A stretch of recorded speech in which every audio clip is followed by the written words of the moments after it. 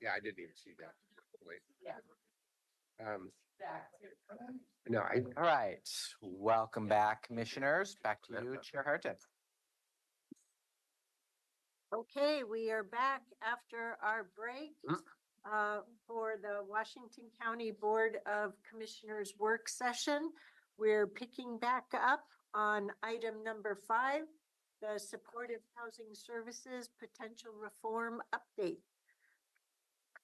Welcome, Molly Rogers, our Director of Housing Services, and Aaron Doyle, the Manager of All Things Government Relations and more. duties as Duties. assigned. Everything in between. Good afternoon, commissioners and chair. Molly Rogers, Director of Housing Services. Aaron Doyle and I are here back again to talk all things the latest with the potential voter measure of the Supportive Housing Services measure.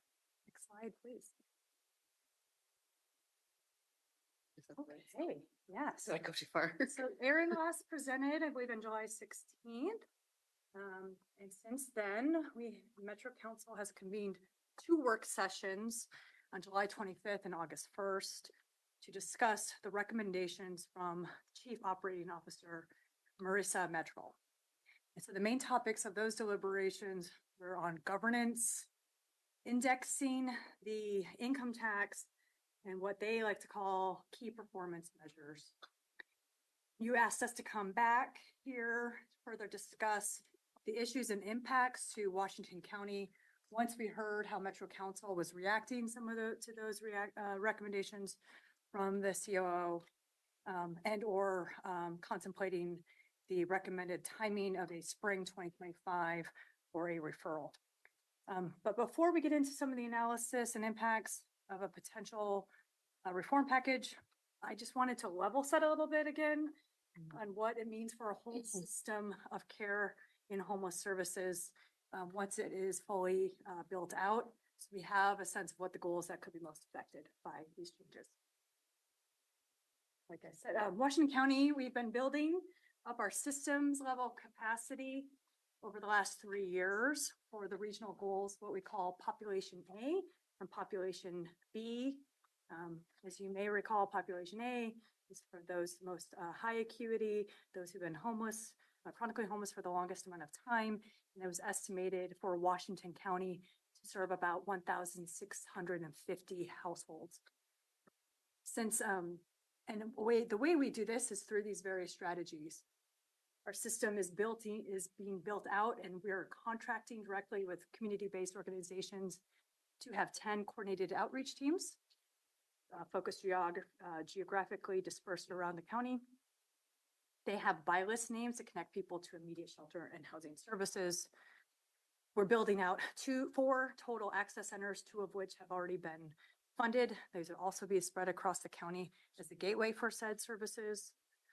We have 440 now year-round shelter beds. We've got long-term vouchers for 1,650 households to move and retain permanent housing. And we also are providing short-term assistance such as eviction prevention, rapid rehousing funds for about 1,000 people. And we've got case management services for those who most need it to remain in their housing for about 2,000 households. I have a question before you move, but Chair, do you want to ask questions along the way or we'll hold? How would you like to handle it? Is it a clarifying question to Yeah, the system? just Sure. yeah. The long-term vouchers, is that Section 8 or something in between Section 8 and? That's what we affectionately call as ARLA. It's the Regional Long-Term Rent Assistance Program. It's modeled after Section 8, but we created our own local voucher program with more flexibility than Section 8. Thank you. You've all seen this slide before when we talk about our annual work plans. There's sort of a few moving pieces on this chart. First of all, the first 2 years, it reflects the amount of funds we received in programs year 1 and 2. And then the gray bars essentially represent the amount of funds we received but did not spend, otherwise known as our carryover. And then that gets us to year 3. We're in the process of calculating our year-end numbers. But essentially, we don't anticipate really a whole lot more going into carryover anymore, since we finally calibrated our budget and ongoing investments to the forecasts in the fall that Metro provides us. So in other words, it's really because we increased our spending and we're hearing we may be receiving slightly less money revenue than was forecasted in November. Oh, yeah, why would that be? It's a forecast based on economic factors that they get from the state and the city. And they do their best estimate, and they're very clear about that. We do, as you know, in the previous 2 years, we were also off. As we know, forecast keeps changing, and they tend to do it twice a year. We have to budget at some point to an actual number. And so it is a proof that's a volatile tax structure and that they get the most information in the spring when everyone's paying their taxes. So the gray line with the dots is the forecasted revenue. Correct. Well, the first 2 years are actual. Okay. And then the third year is also, I think what we had in the forecast, and then there and out is the projection of, with the cost escalation of what they anticipate. But it's all subject to change. Is this the same person that estimates the state? And that's why we gave back $5 billion? Yes. You want to take that one on, Erin? I believe our revenue forecasts for the SHS come out of Metro, who does not control the state revenue forecasts. It is state economists, but they use the state economist data and collections data from the city. It would seem to me after 3 years, and this is a little bit more of a fixed taxpayer environment, would seem to me they'd be able to project a little bit From what fairly close. So. From what Metro's forecasting staff has stated, and I think this is you see true across the board, income taxes are far more volatile than property taxes that have caps on rates. So Right. it's very much dependent upon a lot of circumstances that can change. I understand this, but that's, we're going into year 4 when we're talking these projections. But But they were referring to the close of year 3. Okay. So can we Yep. just go pause ahead. here for a moment? No, because this Okay. is really good level setting. How frequently does Metro do a forecast for the SHS revenue? They are telling us they're going to do it twice a year, in the fall and the spring. Have they been doing it twice a year? They have in the last 1 to 2 years. Jess, is that correct? And I believe it's third. Okay. It's not I'm sorry, I couldn't hear that. You need to come forward or it needs to be repeated. Okay. Sorry. Go ahead, Jess. I'll clear a spot for you, right? only, pardon me, Jess Sarson, Assistant Director for the record, that there in the early, in the first year, I believe it was, there was an additional third forecast in some iteration. They are still working on developing the cadence, and as Molly said, the intention going forward is twice a year. Okay, got it. Okay, so it seemed like there were multiple forecasts in the second half of last year. So that's why I'm just trying to make sure I'm anchored, I guess, properly. So I recall there were report outs from the quarter that ended, or there was data as of March in report out from Metro and quarterly work plans. Year 3, going through fiscal year 23-24 just ended the end of June. And so now we're in the beginning months of fiscal year 25 and year 4. When do you anticipate that you will have your final quarterly report for year 3 and a settling of, well, let me Yes. do part A first. Yep, we're in the throes of that year-end reconciliation right now. We told Metro we will get the final numbers to them on August 30th. So all of that usually gets played out by the beginning of the subsequent quarter, the second quarter. So not in Q1, July, August, September, early October, we should have the full regional year 3 data. That's what I had to compute. Yes, and then, so they have to then compile that for the 3 counties, and they will set how much we'll actually have in carryover. We're not anticipating. Yep. And So we they- need to know, yeah. So the latest forecast you have from Metro, you and Mr. Munn as well, our CFO, I believe is from fall of 23, correct? They had the official forecast that went out to Yep. the media, and then we've gotten indications from their finance staff, some adjustments. I will have to rely on Jess of how official the information has been provided to us, that the revenues may be a little bit less than they had forecasted in the fall. Okay. So you mentioned fall and spring, and here I'm in summer, so that's where I'm a little flapping in the wind. Sorry. Because I was going to bring this up at the end, but I think it bears contributing now. We have the revenue that was collected for tax year. There's the fiscal year operations, but then there's the tax year. So people needed to submit their calendar year 23 tax information by April of 2024. Some may deal with extensions. I'm going to hold those off to the side. So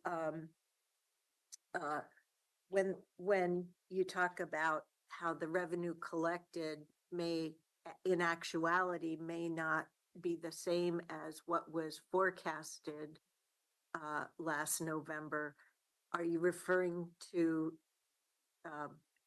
2023 tax year collections? Probably. Yes. Yeah. Okay. It comes in monthly, yeah. Yeah.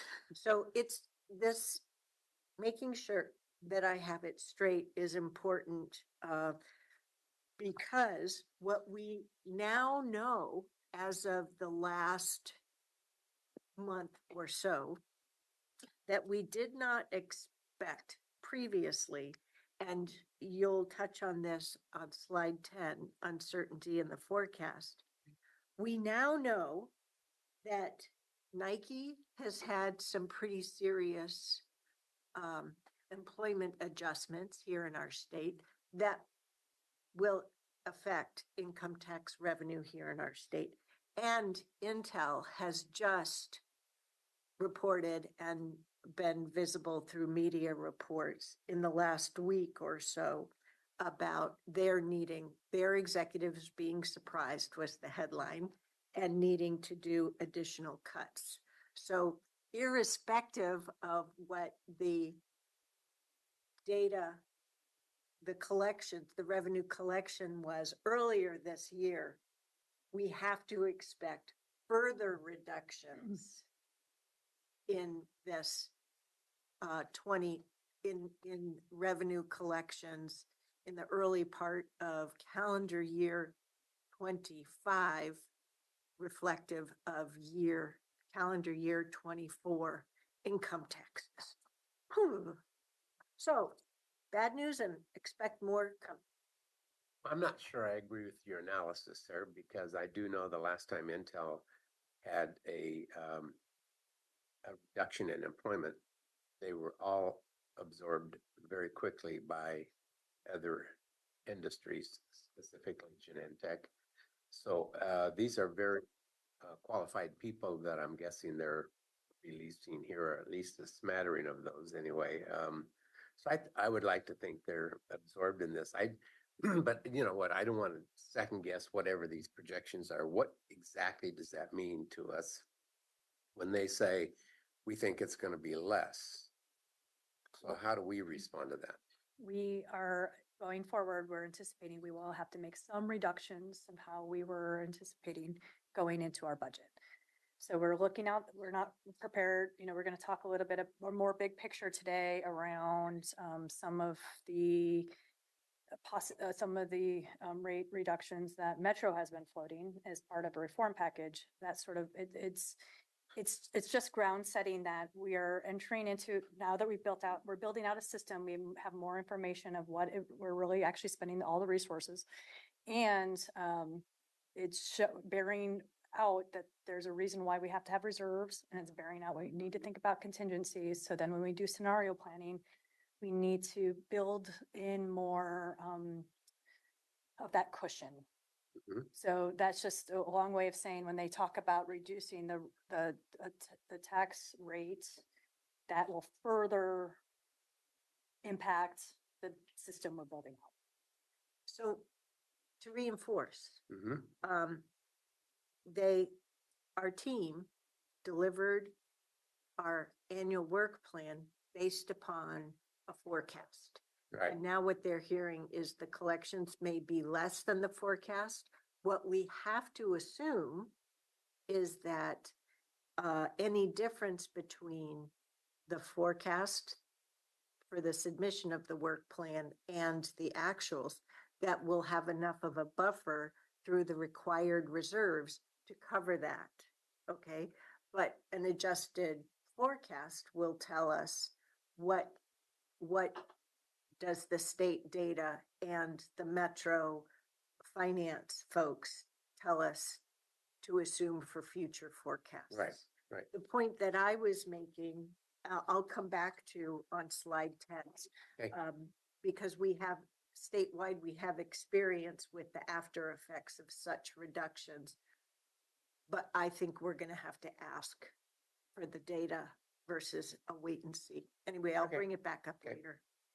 Could I ask a separate question about this slide?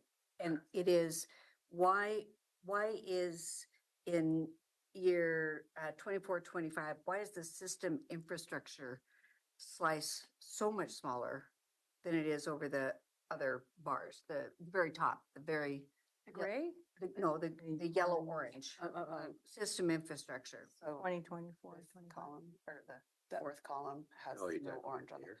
Yeah, 2024, 25. it just seems that one. Thank you, Catherine. one is larger than Right. No, the very On top. top. Right here, so this Oh, yeah. compared to this, is Got it. that correct? Yes, and compare across the board. It's, You're a mind reader. See, I see, yes. Infrastructure, and there's no system. Or there's a I think, well, first of all, that does get into a little bit of that carryover story. We Okay. have been building towards, that addition, that carryover. So from the underspending plus the over forecast, the over bringing in resources, it's generally been great. It's the next slide, actually great. For one-time only resources like infrastructure and for capacity building activities. And system infrastructure is generally been covered under that carryover. That slide prior shows you all the investments we're doing as a part of our annual operations of our sustaining of our system. The infrastructure is generally being covered by the carryover. And then as we move into the future years, it'll have to start building back up. Correct, because we will no longer have carryover in a got it. couple of Thank years. you. Yep. Yep, you got it. It's a lot of moving. And also the capacity building grants, we made a commitment for 2 years of funding. Mm. Okay, so we've made that commitment. So we've put together investments that span multiple years. It just looked like an anomaly to me, and that's why I was asking the question. It's a great point. Gets us to the The balance. hard to depict the ongoing, but also the fact that we do have carryover, which gets us to that next slide. We've I have a question about that slide. Which one? This This one, is the same funding. slide that you showed to us back in April. correct. Yeah.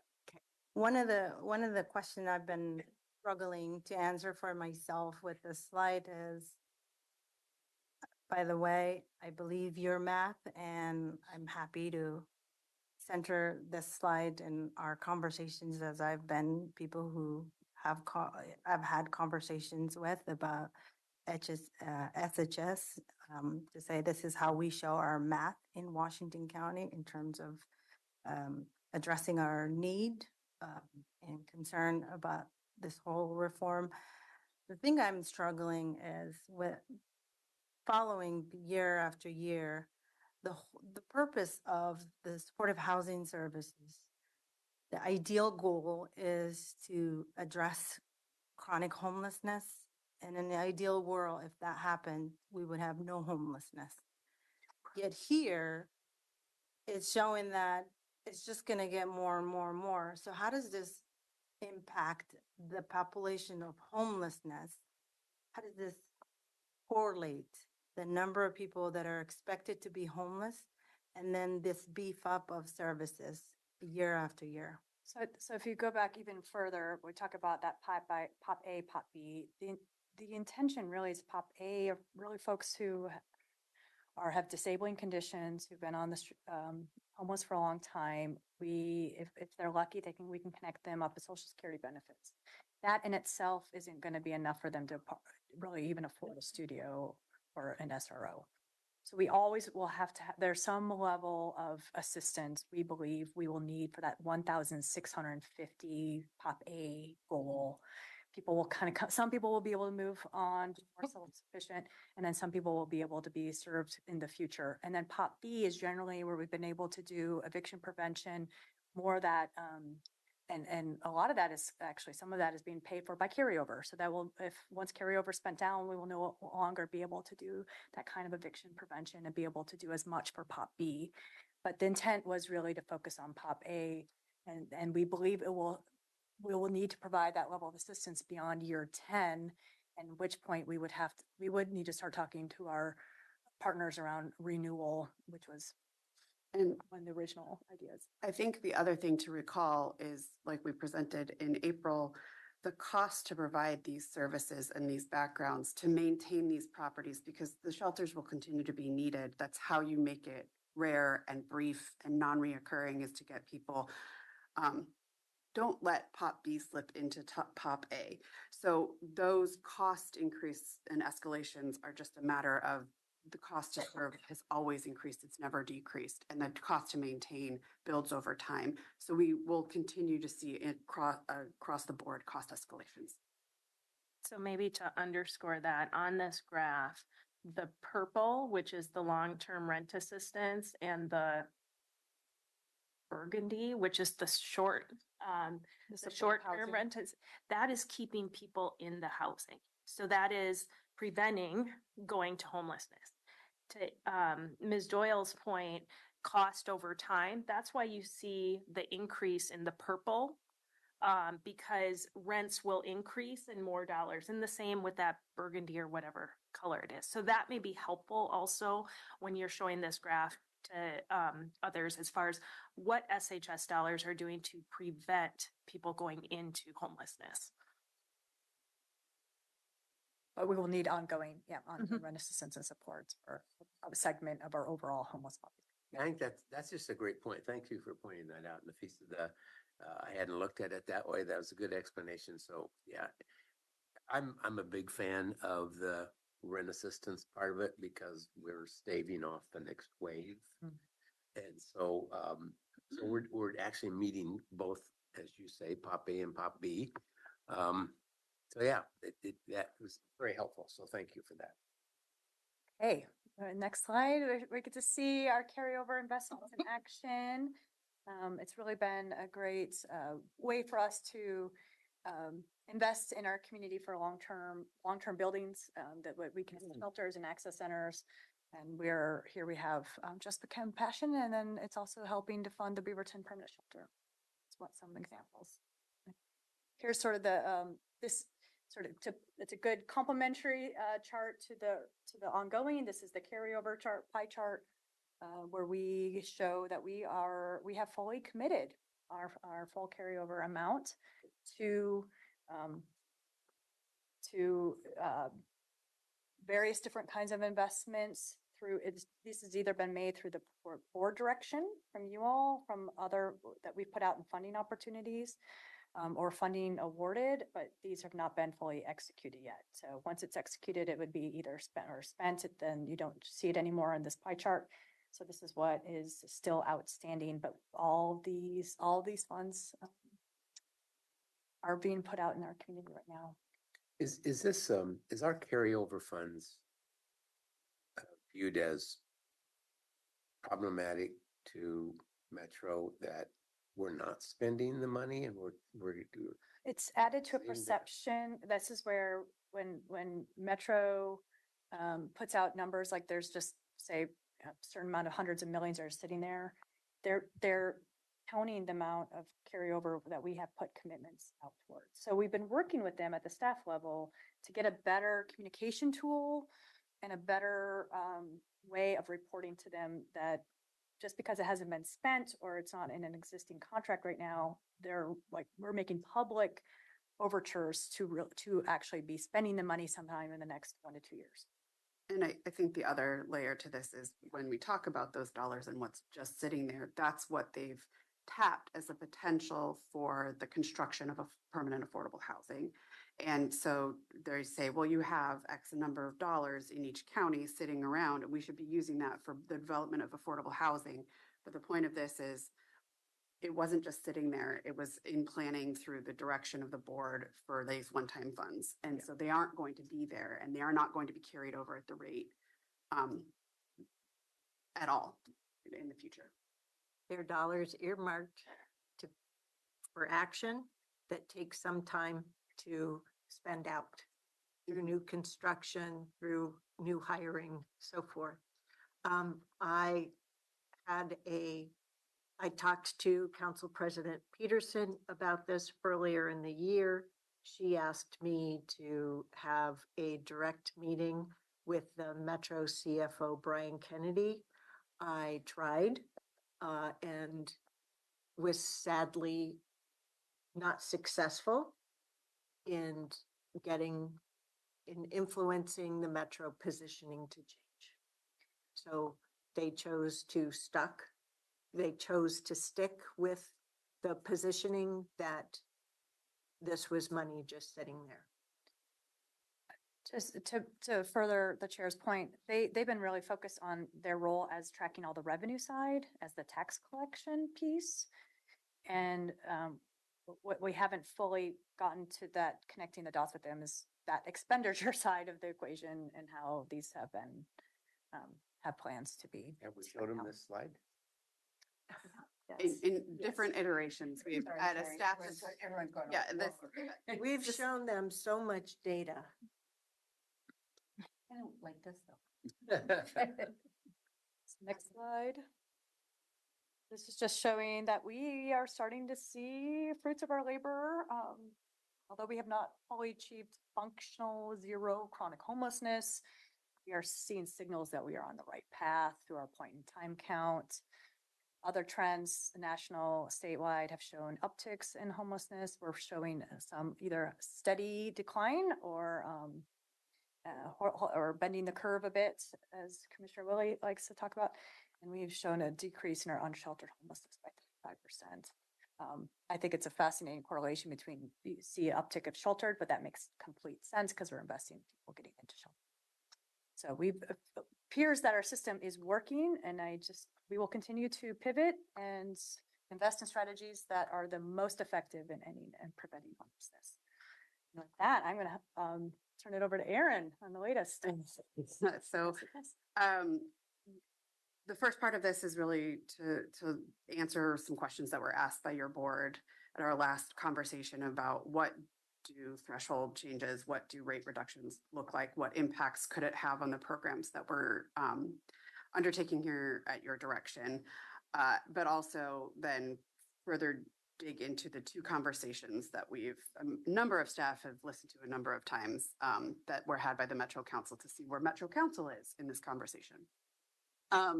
So to be clear, at the August 1st meeting, staff presented to the Metro Council. They stuck to personal income tax, both thresholds and rate cuts, and did a little bit of math. And I will say, to the conversation earlier, the math is tenuous because they have to work off of the data of completed tax cycles. So they can only speak to tax collection year 2021. So they don't, the data is very lagging. And that's just because people get extensions, and these taxpayers in particular tend to take those extensions as they solidify their income over time. I won't explain to an accountant why that makes sense, but that is what is happening. And in addition, there's just a lot of volatility in income tax from year to year because sources of income can be varied and pay out at different times. It's not just simply salaries, it's a lot of types of income. So those caveats are the caveats that were brought to the Metro Council as well during this conversation. And I just want to be really clear about that, why some of this conversation is hard as a result. This also goes to the conversation we were having earlier. Back up. Oops, sorry. You moved off August 1st too fast. Sorry. So slide 2 says there was discussion about performance metrics. Yes, that comes later in, or no, did it? Okay, Well, it doesn't come later. you're That's correct. why I- Sorry, Chair. We were writing this presentation at the same time as they were having those conversations. So we can talk about that conversation. But And I I'm will, happy to talk about it later. I just want to make sure we we connect. will circle back to that. Thank Yay! you, Chair. I will make Awesome. sure to write it down. So noted. I'll make sure to write it down for myself so I bring it back. Thank you for that call out. I did note that mentally at some point, but then it's been a long day already. But going into the forecasting just generally, as we discussed earlier, we're seeing that trending down from the most recent forecast. I am not an economist, cannot speak to why, but that is just what the data that Metro is now seeing is showing. So if there's a reduction in revenue, that can have an impact on the amount of carryover because we set money aside based on what we budget for. And so you start with reducing what's in savings, and then you start cutting what you're actually going to be doing. So as your board considers the budget for the next year of programming, that is when those potential cuts of the programs will have to come forward and be part of your conversation in setting the SHS budget for fiscal year 26, based on forecasts we will get in November. So yeah. This is why I always use the timeline view when talking about certainty and uncertainty. The only level of certainty we can get is within a specific fiscal and calendar timeframe. Exactly. So in addition to what we already know, we do have the uncertainty related to the most recent information as published from Nike and Intel. But I don't want to stop there. When we had the Great Recession, Nike was on a path they continued to acquire companies. So that softened the blow to the state coffers as other income tax implications came about through the Great Recession. And we had this information based upon the economic impact reports from Nike year over year. So we've not quite had this level of adjustment with Nike for a while. Okay. Then we have had in prior years adjustments with Intel, with the recession that hit the high-tech sector prior to the Great Recession, for example, in the early 2000s. So statewide, we do have a track record to go back to look at the potential potential ramifications. And I want to underscore that because I think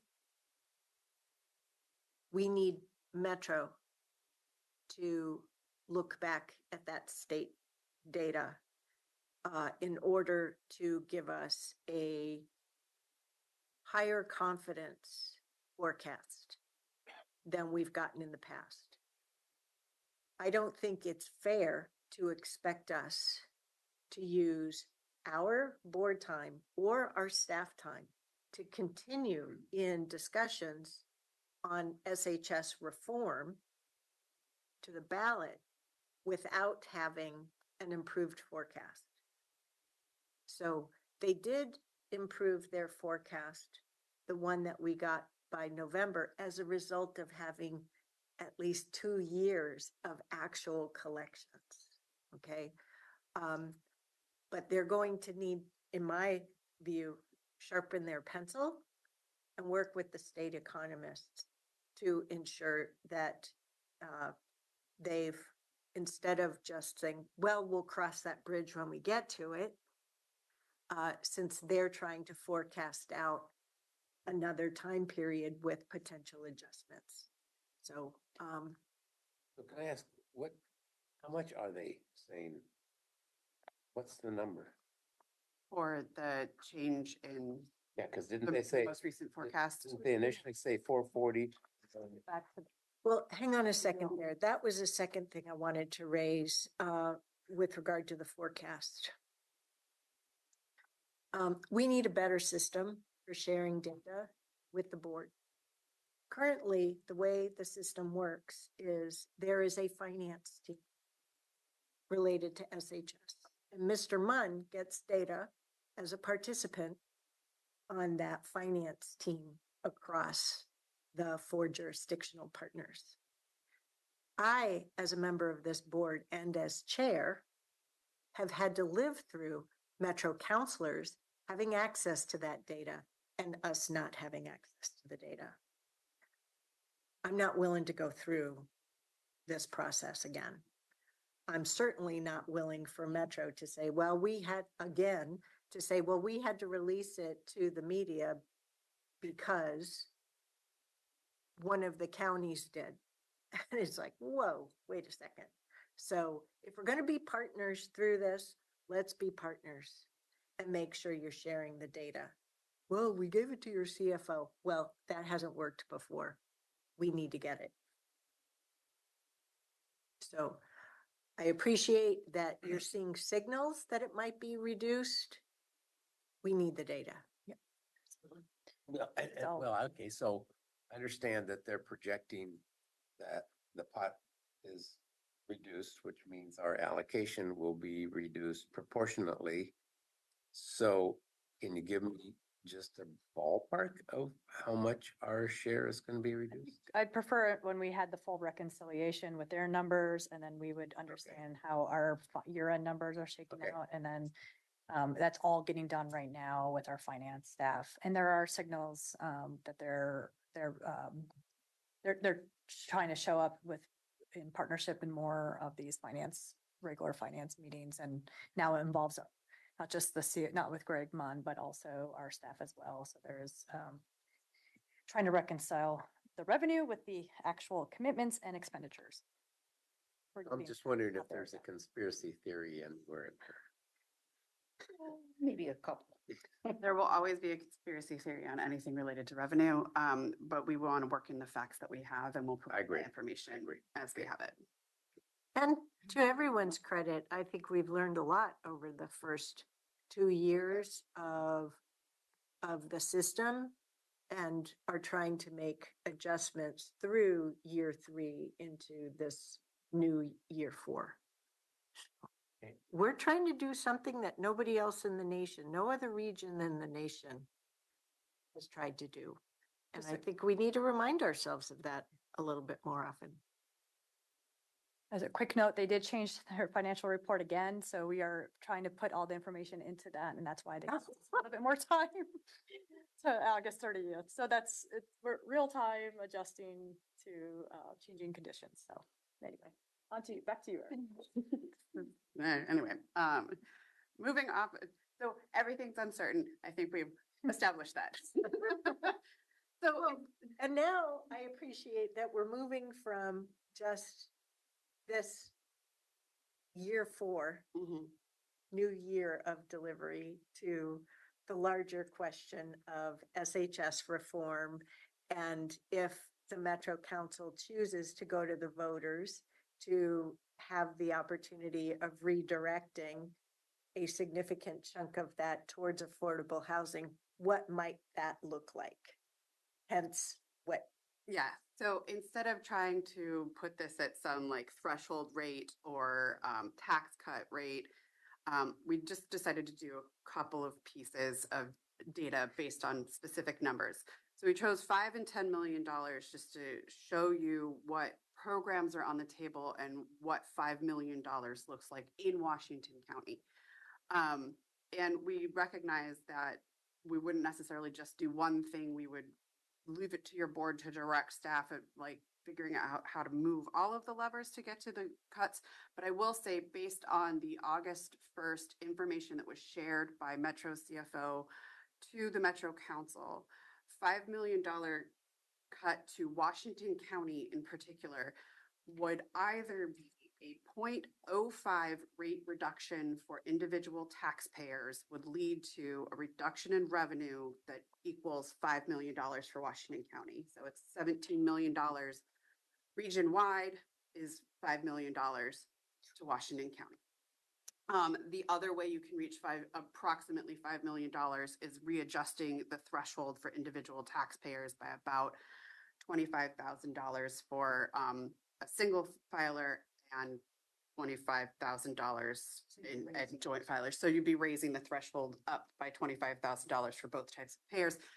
Both of those are approximately $5 million in lost revenue to Washington County. So in order for our budget to change that significantly, these are the numbers of what we would have to reduce in services to equal $5 million. So these are or in combination totaling, but reduction in shelter beds, reduction in placements, and discontinuation of services that primarily support population B so that we would maintain our focus on serving those that are hardest to serve in population A. 100 beds in Washington County in shelter equals approximately $5 million in costs annually. Similarly, 175 to 200 placements, depending upon rent changes. And it's a combination of the rent assistance and case management that have to go into those 175 to 200 placements is approximately $5 million. Those population B services are the career pathways, which is how we keep people, getting them the career training so that they no longer need our assistance, or the short-term solutions and our housing liaison programs. Those are services that we provide to make sure people are partnered with the resources that they need. Those contracts can add up to $5 million. So that's what we'd be looking at. $5 million at $10 million. The projection of options is broader just to reach that $10 million number. I mean, we could reduce all of the shelter beds by 200 and reach $10 million. So those numbers, I had to do basic math, so I wanted to write it out to be proud of myself.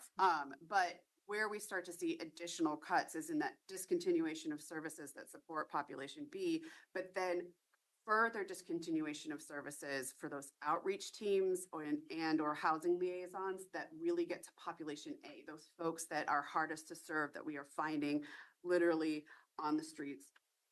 Those outreach programs would also be under your consideration. And then the access centers, which are how we are partnering with our cities. There's those access centers where people can come in and get those services. Those are part of those investments that your board has directed us to. we would either have to reduce the number of them or discontinue the support of them altogether, depending upon your decision-making of how to reach $10 million per year in cuts. So we didn't go beyond $10 million because at that point, the question becomes, what can we do? Which is just realistically, it's existential. So may I ask? Go ahead. Yeah. Think I may be lost in the woods here, so help me find my way home. These examples of cuts are based on, the reason we're looking at these is to look at if the program were to reduce the cost to the income taxpayers. Okay, that does not include any. I keep going back to the original idea about taking money from this to put it into affordable housing. Mhm. So it's just gone. It's not going, there's no money transferring over to another program. We're just talking about money gone. Correct. These are just Okay, based I on just revenue I cuts. just want to level set that for all of us here. Yeah. That's what we're talking about. The other piece that I want to make sure I understand is that the trade-off, when at least a month or so ago, when we were talking about potential cuts to the income tax, was the extension of the sunset. Yes. Okay, so that's still. And I was Okay, going to talk about that a little bit further Okay. down, but Can I actually? So in these examples, whether it's reduction to the income tax rate or it's diverting SHS funds to affordable housing, we would still see these cuts. So it's relevant to any reduction in SHS, and this is just a 5 and 10 minute. These are potential cuts. Well, I understand that. I think that there is a crossover between money going into affordable housing at some point versus just being not to any services at all. You're not disagreeing with one another. No, no. Okay, okay. We need another scenario for illustrative purposes. And I want to thank you very much for putting these two together. As you explained, the $5 million one, you said the $5 million one would reflect either a rate reduction to individuals by 0.05. yes. Or it could reflect to increasing the threshold by 25K for singles or for joint filers. Okay? Mhm. I appreciate your putting the $10 million in. We do know, and at the risk of repeating myself from July 16th, we do know that Metro is on a course to have a referral on the May 2025 ballot with a tax cut. So I appreciate the two variables. The Metro Chamber has asked for a 30% rate reduction, which I believe, if I'm doing my math right, would be approximately 0.3, Correct. okay? Or 30 million a year. Or Washington County. Yes. Yes. So could you do? I'm not following that math. Can you? That's okay. My ask is if you could please do that third scenario. Okay. Mhm. Now, the other thing I'd like to share in that is clear in these two cases already documented is that by the effect of either the 5 million or the 10 million and the various bullet points means that there would not be available shelter beds such as the E-beds. So camping ordinances across Washington County would be null and void in practical purposes. And therefore, it comes down to the net effect of we will see more housing people, camping throughout all communities in Washington County. Yes. And so I think that is a likely event that we need to document as well. I think you've done a really great job in outlining variables for us and helping us understand. And they'll make an adjustment and bring that back to us. And I don't mean to, I appreciate the work that you've been doing. I'm just trying to center myself here. So thank you. Yeah, no, that's why we started here. And the slides after 10 million got real depressing is I think the other piece of it for staff looking at, it wouldn't just be programmatic cuts, it would also be cuts to Washington County's capacity very deeply and really not doing projects we've committed to. It's just really painful stuff. It's painful, but I just wanted to that they're in very different, they're in scenario planning in terms of their own metro council. So the work session itself was looking at different thresholds in terms of indexing. They're looking at what it would look like if there was indexing plus some rate reduction. So I think for us, just in a couple days since then, it's hard to know how far to go down in scenarios when we don't have all the permutations, but we needed to give some illustration of the real impact. And yes, absolutely, it would be hard for us to enforce our time, place, and manner without this. Yeah, so as part of that conversation that the council has had, there is not clarity that the council has agreement to anything from threshold changing or rate reduction. So let's keep going. Yeah, so trying to make sure I have all the slides and make sure I remember when I was going to say things. But I think it is important to note that some of the pieces of the conversation that the Metro Council had was that they have authority pursuant to the ordinance to make this change at their own discretion. But the Metro Council seems reticent to do a tax rate change outside of a ballot measure that comes with that extension to that, that comment earlier.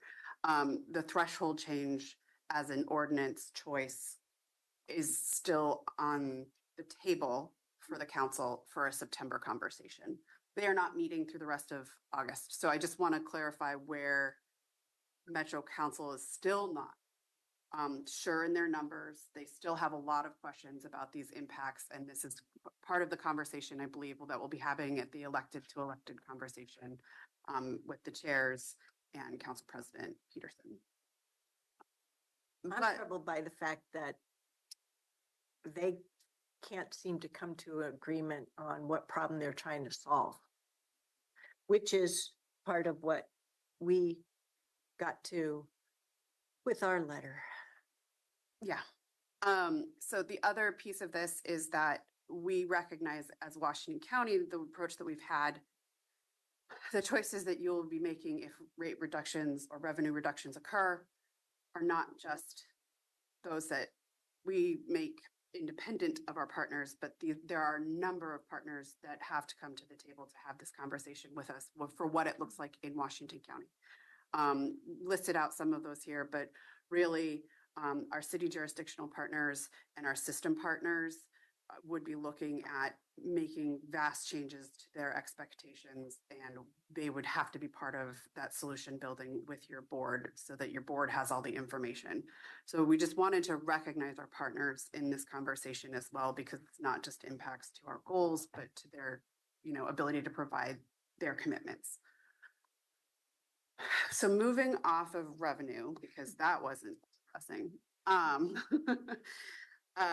wanted to switch a little bit into the governance conversation because they had this one earlier, so we could build out a slide for it. Wanted to kind of differentiate between what the proposal was in the COO's recommendation to create what they, that report termed an investment board that would be appointed by Metro for setting goals, outcomes, targets, metrics, all of that, and creating a new regional investment strategy.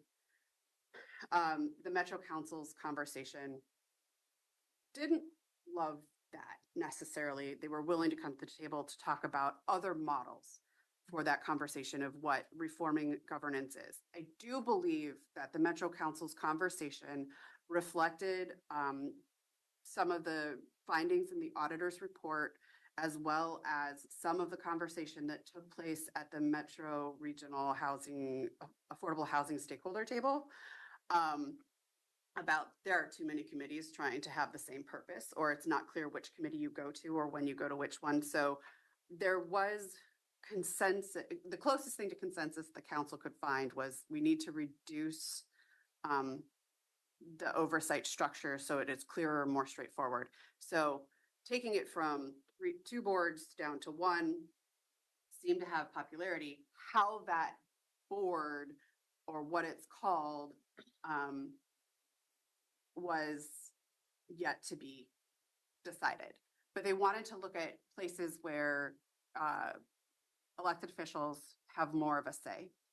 So modeling things like the JPAC or MPAC advisory committees, but it's still an advisory committee to Metro, because the other consensus I would say I heard from Metro counselors is that Metro is the regional body and they need to have that regional oversight, and they are the only ones positioned to not look beyond jurisdictional boundaries. And I will stop there. So they did not reach any consensus. They did not give staff any direction. What they did is inform Council President Peterson to have more conversations with the mayors of the 3 counties to see if there is a path forward in this area. Happy to answer questions on that. Do you want to take questions on that now or wait until your next slide? I think the governance is fairly separate, so I'd like to do it now. Great. Would anyone else like to start, or would you want me to start? Well, you lost me on the first bullet, the last 3 words. Appointed by Metro. That's where we lost your thinking this is a great idea. That's a deal breaker. Okay, They're already appointed. They do that already. Can we Yeah. start with, please. so there's something they're chasing after. My problem is, I don't know what they're chasing after, other than platitudes. We want more control is one, and the other is we want transparency that we don't have. And then there's the whole affordable housing thing. Okay, so those are 3 key messages that I believe I've been hearing consistently. Bear with me for a second. The SHS Oversight Committee, they already appointed. Mhm. It's already advisory to them. Okay. The fact that we also have this thing called a tri-county planning body, which was an attempt to make sure that all 3 counties and Metro were working together in order to put together a first ever regional system that we'd never had before, that we had the vehicle to do that. Okay. I am totally open to the idea of making sure we have something more streamlined. But if you do away with these 2 and have something else, how do I know that this new something else is going to satisfy their thirst? I don't. So I haven't watched the video yet for those 2 meetings. I appreciate our staff having at least watched that and reporting back to us. But the report back to us doesn't give me the sense that the Metro Council, that at least a majority of them have agreed to what it is, what characterizes this thing. Okay. Council President Peterson pitched to at least all 3 chairs on Saturday, June 20th. So after our last work session, but before I went on vacation or went away for the Knockwood trip followed by vacation, those 2 weeks, this idea of forget what the COO recommended with a regional investment strategy. Just park that. Instead, why don't we think of it as a JPAC-like thing, but for housing and homelessness that would have the implementing folks there, the implementing partners, but would not have service providers who would be benefiting from contracts, so on and so forth.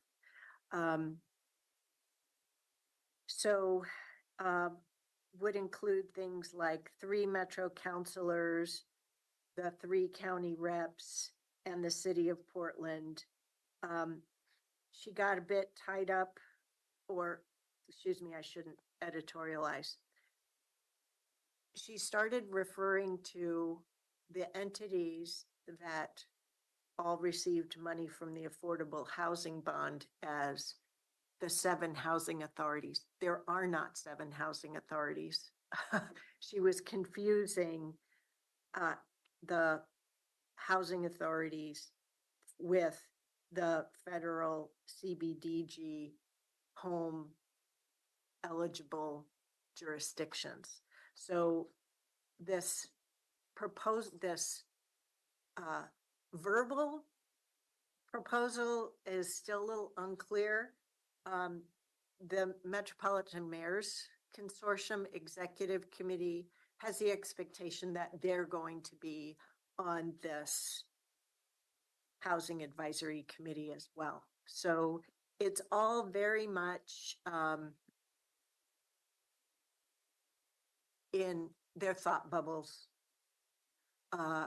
We apparently now have the meeting between the 3 tri-county chairs and Metro President Peterson, elected to electeds, on Friday, August 22nd.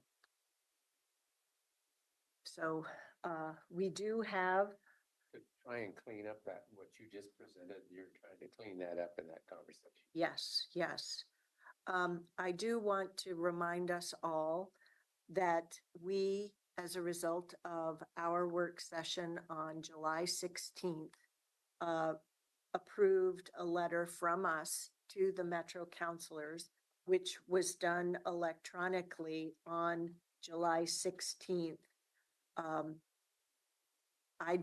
I haven't heard anything back.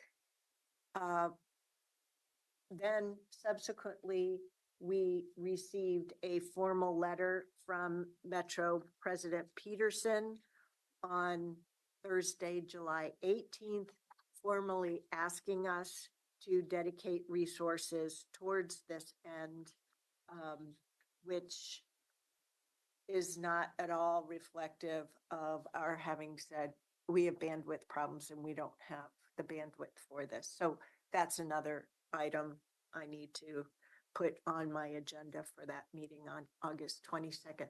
Bottom line, what I'm trying to get to here with this governance is we're defining a solution option without having a problem definition.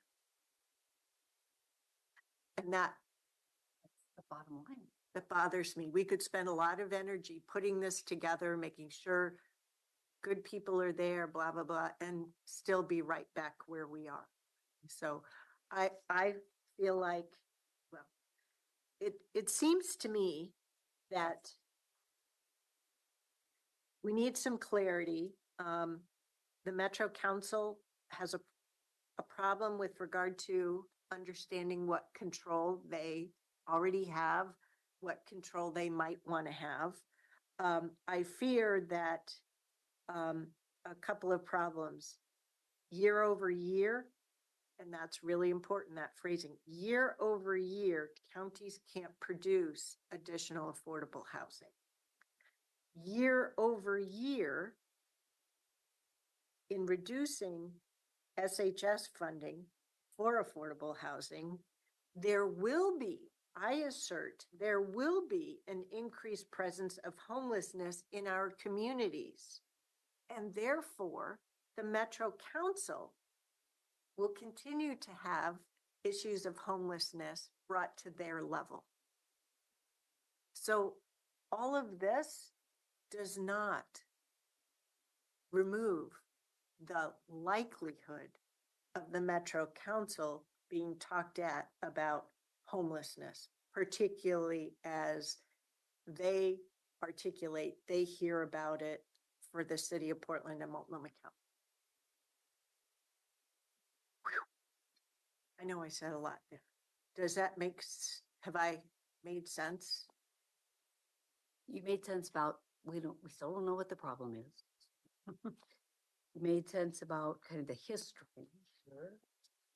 I have a question that may be unrelated to what you said, and maybe I'm not understanding nomenclature. What happened to that group that was formed in the early stages of this that was made up of mostly, you were on the group, but there are a lot of affordable housing developers. Is that group poof or what? That was a stakeholder table that they Yeah, what convened. happened to that? They convened 5 or 6 times, and it was only meant to be for that amount of time to set. It was supposed to inform the COO's recommendation to Metro Council. Oh, the stakeholder advisory table, Yeah. the regional housing stakeholder advisory table. Yeah, Oh, thank you. Metro convened us. The COO convened us specifically Right, I to remember. develop her recommendations. So the information that the COO gathered from that stakeholder table was Supposedly went, part of the recommendations and information she presented to the council a month ago. okay. In June.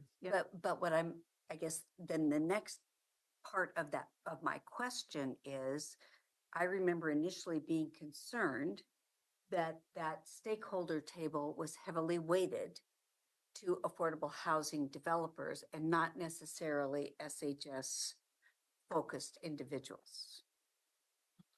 But doesn't seem like it mattered when we got the COO recommendations because they were not really around affordable housing.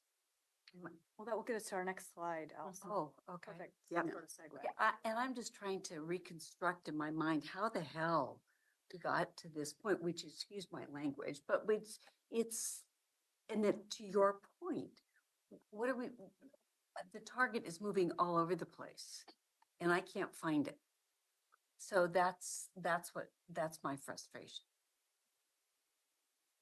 I think it will continue to be a moving target. Will, like I said, I believe that there will be, the Metro Council continues to be on the course of, let's make the changes that we can make without going back to the voters. And they're striving to do those by the end of this year. And Go back. let's be prepared by the end of this year to do a referral, the beginning of the year, to go to the ballot in May of 25 with a tax reduction. And because the oversight committee and whatnot is part of the original referrals, right? They, however they want to change the governance needs to be part of that. Yeah, they do tie together eventually if the theory bears out, is that you need lots of pieces to satisfy lots of folks who sat at that stakeholder table.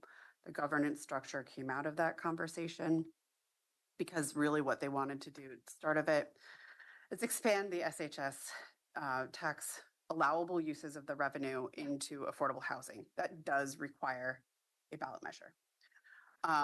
In order to bring people along to say, we should add this use, other stakeholders said, we want a better governance structure so we know where to go to complain when you don't do the things we want you to do with these dollars. So by expanding it to affordable housing, And this also ties to the KPMs that were loosely discussed and tie back to the governance structure. See if I can do this on the fly. The question has become, can we establish either a pot of money, an amount of money, a requirement of a percentage to go into affordable housing, and then set a metric for the regional goal for the development of new units? And who sets that goal becomes that new governance body. So that's why they call it the investment board, is to help set that amount of either units or money or resources that go into affordable housing use.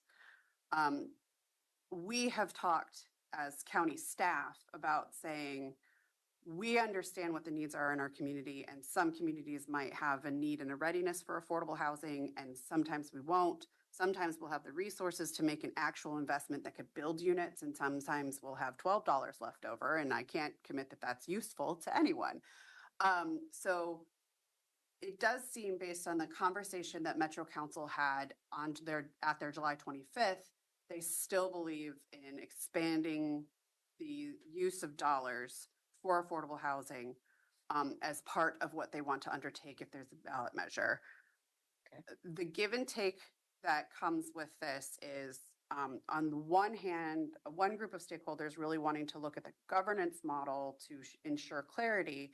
And on the other hand, another group of stakeholders looking at what is my revenue give, or what does my revenue get in order to support any ballot measure that modifies the SHS wing of this. So some folks want to they want to pay less into the system and see housing developed. Some people want to have clarity and governance and are okay with housing being added to the system. And all of that comes back to the governance model that the COO's report tried to put forward, is creating a regional body as appointed by Metro that sets regional goals first and then turns it back to the counties to say, counties, decide how you're going to meet these regional goals. So one of the things I think that they are trying to solve for is that we implemented a tax, set local implementation plans, and created the tri-county planning body that was supposed to set regional goals.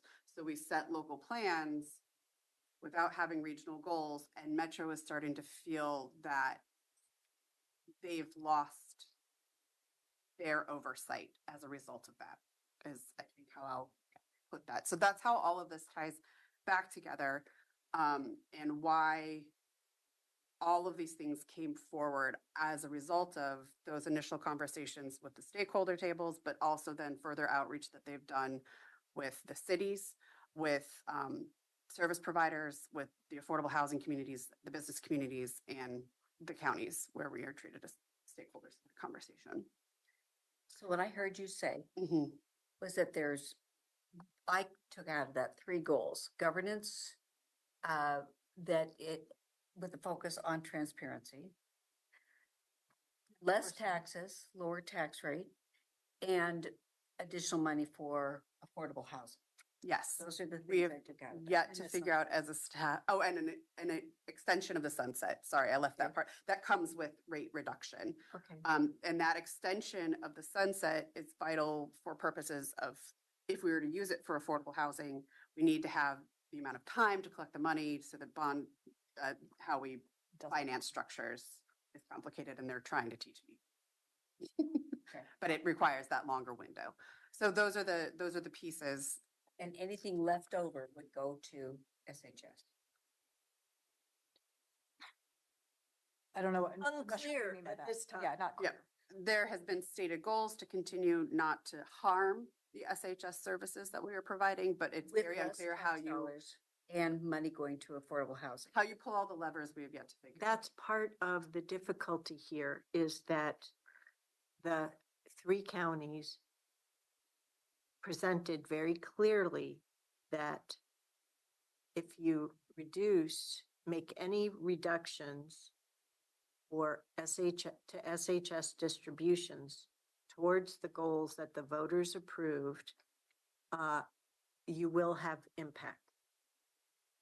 And And from what I've been able to discern from the COO recommendations and the Metro Council discussion exclusive of July 25th and August 1st, they still seem to think that there will be no effect to the current SHS operations. But this is where the meeting on the 22nd is only 1 hour. So I don't feel very confident about how much progress we'll make. So stay tuned. We're going to have to figure out how to come back to this topic through our work sessions in September. We're still going to have to figure out what we stop doing here at the county in order for there to be the bandwidth at the board level and at the staff level across multiple departments, including our legal department, to support this effort. Fundamentally, I still don't believe that the current IGA says that we are required to do this work simply because Metro as one party wants us to do it. But I will read the IGA again on that. And to that end, Chair Harrington, we had a staff-to-staff conversation about what their intention was in the COO recommendation about completing an IGA reform by December, and they said, we didn't mean what we said. So I would like to just state that they want to start that conversation recognizing that that work cannot be completed by December, but these pieces all circle together. And we have asked them in the future to be more mindful of their language because the words mean something and that has an impact on our capacity to do work. All of this is to say that the IGA doesn't get touched until there's some sort of an acknowledgement that the IGA needs adjustment at that elected to elected conversation.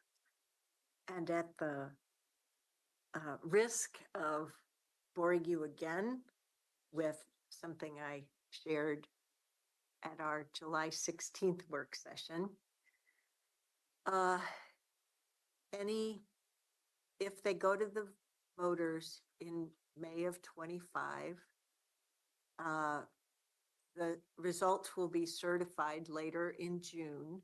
So we will have gone through the process of an annual work plan for fiscal year 26 already being approved. So I'm anticipating that there wouldn't be changes until that following fiscal year 27.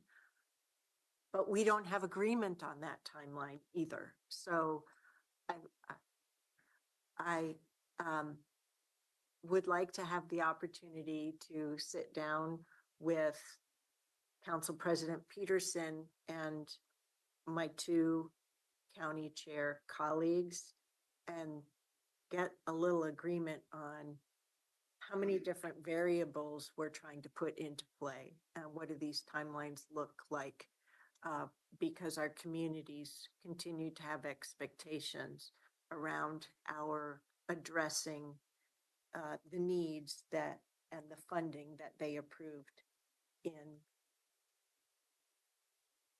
May, or was it November of 2020? May. It was May of 2020. Time is an illusion. Yes. So, but our team's doing mightily great work, continuing to give us the information that we're seeking, keep us on this journey while they are also delivering these services in very challenging work for our community. So, whew. Do we have information about other counties and what levies or what they might be going out to their voters for in May of 25? I'm just curious, and I'm wondering what the effect of this is. I don't have Other that, but counties in Oregon? No, just like the Tri-County region. in the Tri-County region. thinking about what the ballot looks like in Yes, 25. yeah, that's what I can ask my colleagues to see if they know. I have not heard anything explicit about what's happening there other than mean, what your just- board has been talking about. Ours are. I wanted to circle back because I did write it down. Oh, metric, Metrics. performance metric. Oh, Words that mean something. yeah. So, okay. What did they talk about? Uh, I have made Aaron Doyle nervous many times before, but I don't think I've ever. No, but let's just say that the staff had a conversation about what key performance metrics could look like, pulling from, Metro staff had that conversation with their council.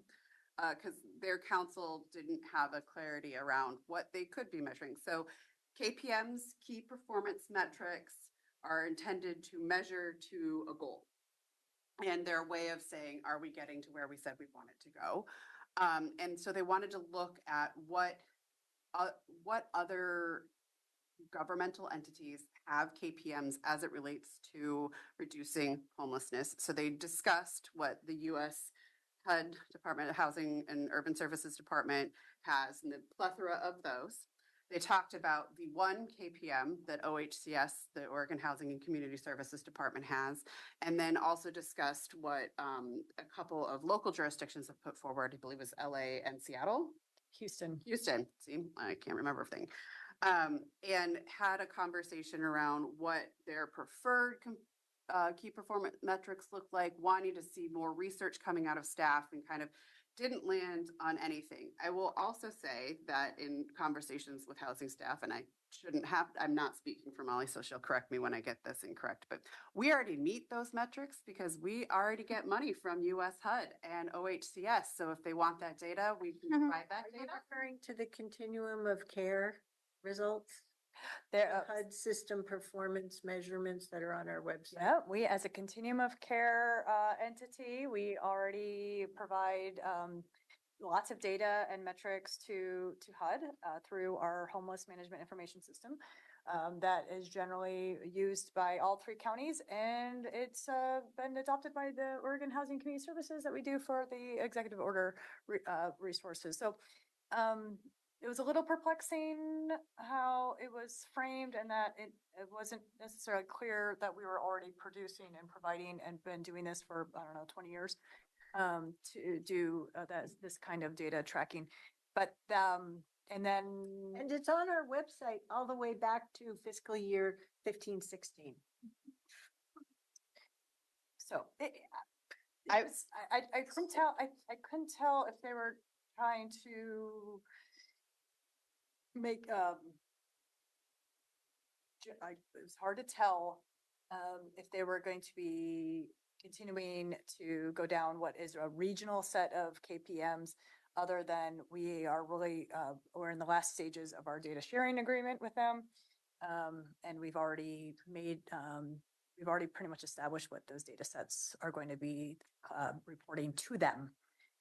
We're just now tying up some loose ends on the IGA. So I thank you for that reminder. I think one of the pieces of the conversation, and it goes to something that you've said multiple times, Chair, it's a question of what is coming up to the Metro Council and how that data is shared up to the Metro Council or is not. And I think what I heard from a number of Metro councilors is they would like to hear more about the data and have these things more often presented to them, but they want to be sure of what they're measuring and that they're measuring things correctly. That was a very loose set of conversations. They will be giving more direction to their staff in September, is my understanding. In the meantime, Metro Council is on recess for August, and their conversation will continue later.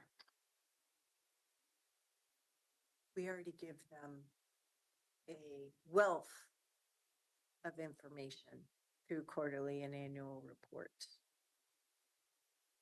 They don't know what they've got.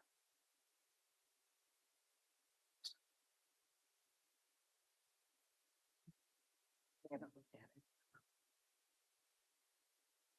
We don't know what they get through their briefings. We only know what little they've had through public meetings to date.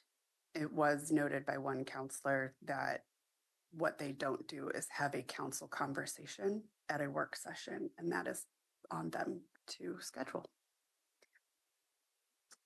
Okay, well, what we do know, there will be at least a 1 hour meeting on August 22nd. And we have our work session meeting on September 3rd. We have another one on the 10th, and we have a roundtable on the 12th.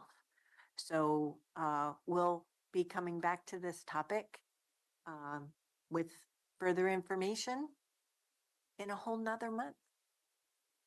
Thank you very much for being on the journey.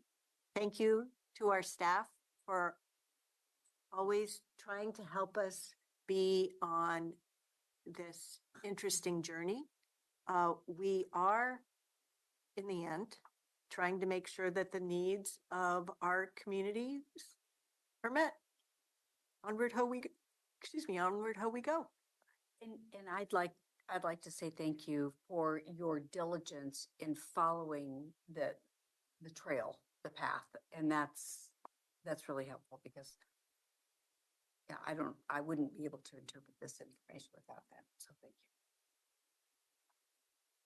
you. I did share with all of you as well a letter from Mayor Beatty. I asked her to put a formal request into us with regard to their budget needs that are specific to the city of Beaverton, and I look forward to hearing from our staff. Close loop on that. Staff are in receipt of that letter and currently working. Yeah. So I think that's something In else. regard to the bike patrol, Yeah. and the library and. Yep. Thank you all. Great. Keep up the good work. Okay, commissioners, we already did board communication, but is there anything that we need to come back to before? Because I'm not going to get to see you for a whole nother week. Well, is anyone else going 2 weeks. to run to Wyden's? Catherine, you're going to, are you going? I'm not going. Okay. We have a. So travel well. Thank you. WCVA has a what? CBA is doing something tonight. At the 12th Hops? and at the Hops game. Oh, okay, yeah. I won't You're be just there either. attending a Hops game. Yeah. So, anything else from leadership? Okay, we are adjourned.